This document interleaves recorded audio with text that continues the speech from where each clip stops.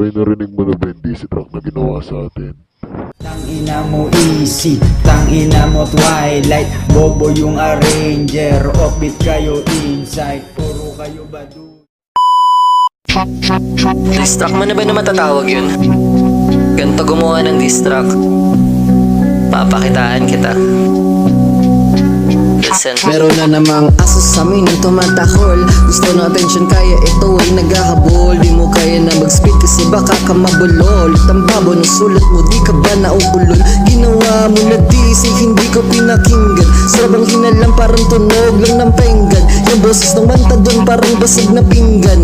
Huwag ka pa din kahit saan natin tingnan. Matatawag ba na dis kung hindi mo lalaliman yung mga gawang kanta na parang di pinag-isipan? La pa rin naman kahit yung sulat mo ay madalian. Kahit bumbabay parang hindi mo kaya nalapatan. Dami mong butos nung ako na dito yung namagitan. Sa katulad mo na mema lang naman sa may desakan. At yung famon dinalasan ay di mo binuo. Matatanggap mo lamang sa amin yung pagkabigo. Iwala pa rin naman kahit na magpalago. Yung fam niya paangat, sa amin yan nayuyuko. Iwala pa rin naman kahit na magpalago. Yung fam niya paangat, sa amin yan nayuyuko.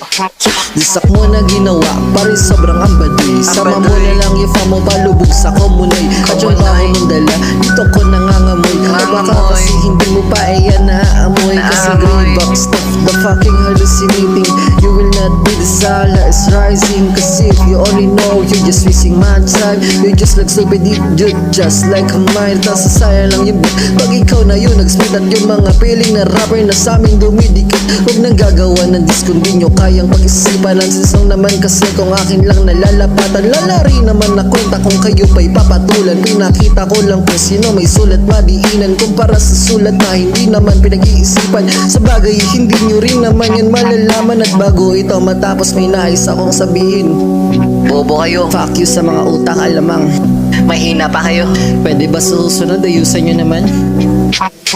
Yeah.